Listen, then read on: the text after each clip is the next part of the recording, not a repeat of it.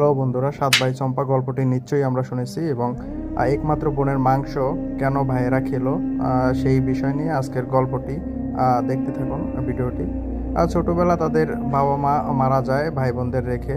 পরে ভাই বোনরা বড় করে এবং এক সময় ভাইয়েরা বনে শিকার করতে যায় এবং তাদের বোন তাদের জন্য খাবার রান্না করে।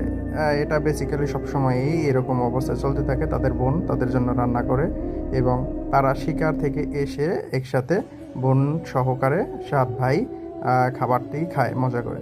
এরকম হঠাৎ করে আর একদিন এরকম ভাইয়েরা শিকার করতে বনে চলে গেল এবং বোন সবুজ শাকসবজি কাটতেছিলাম, ভিডিওতে যেভাবে দেখতেছি সবুজ শাকসবজি কাটার সময় হঠাৎ করে এই বোনের আঙুল আপনার ছুরির মাধ্যমে কেটে যায়, কেটে প্রচণ্ড রক্ত বেরোয় এবং কোনোভাবে রক্ত থামতেছিল না।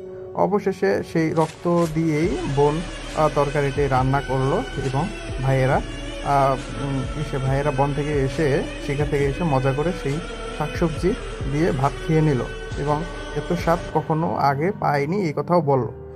হঠাৎ করে আবার বনে শিকার করতে ভাইয়েরা যায় এবং এক ভাই বোনকে জিজ্ঞাসা করলো যে এত স্বাদ আগে কখনো হয়নি, কিভাবে রান্না করলো, এবং এই বিষয় নিয়ে খুব জোরাজোরি করলো। হঠাৎ করে বোন মুখ ফসকে বলে দিল যে আমার রক্ত দিয়ে এই শাক রান্না করা হয়েছে।